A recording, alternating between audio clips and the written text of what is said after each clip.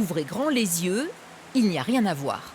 Dans cette chambre froide de la criée du Guilvinec devrait être stocké ce qu'on appelle le zéro rejet, les poissons sous taille ou soumis à quota que les pêcheurs n'ont plus le droit de remettre à l'eau. Mais depuis janvier, quelques kilos seulement ont transité par les ports. Cette obligation de débarquement imposée par Bruxelles pour protéger la ressource est inapplicable en l'état. Les marins continuent donc de faire comme avant. Ça repart à l'eau.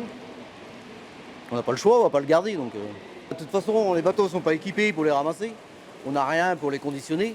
En plus, c'est un travail, un surplus pour les équipages. Ils ne sont pas trop d'accord, s'ils ne sont pas payés pour le travail qu'ils font en supplément. C'est facile à Bruxelles de décider pour nous sans concerter les marins, sans demander ce qu'on en pense. Et puis,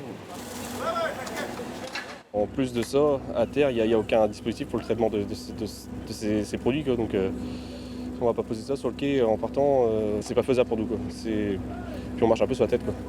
Pas assez de concertation et trop de réglementation. Voilà de quoi alimenter le rejet de l'Europe au sein d'une profession qui, en 40 ans de politique commune de la pêche, a fait de gros efforts pour réduire son impact sur les stocks de poissons. Il y a 10 ans, 10% des ressources étaient exploitées durablement. Actuellement, c'est quasiment la moitié des captures. À la tête d'une flottille de 6 côtiers, dont 4 qu'il a fait construire sans subvention, cet armateur bigoudin de 37 ans attend davantage de visibilité de la part de Bruxelles. Par exemple, sur les quotas annuels, oui, pourquoi pas faire sur 3-4 ans, voilà, voire même 5 ans. Voilà, il y a assez d'expérience, de scientifiques à bord des bateaux aujourd'hui je pense, pour démontrer ça. Julien Lebrun ira voter le 26 mai. Il y a quelques années, il a eu l'occasion de se rendre au Parlement européen à l'invitation du comité des pêches.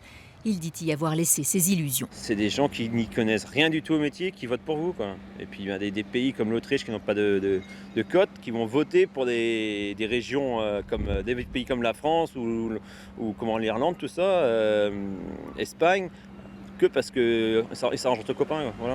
C'est du lobbying, c'est catastrophique, on va dire. L'expérience du Brexit qui menace de bouleverser le secteur de la pêche a tout de même rappelé aux professionnels les risques liés à une sortie de l'Union européenne.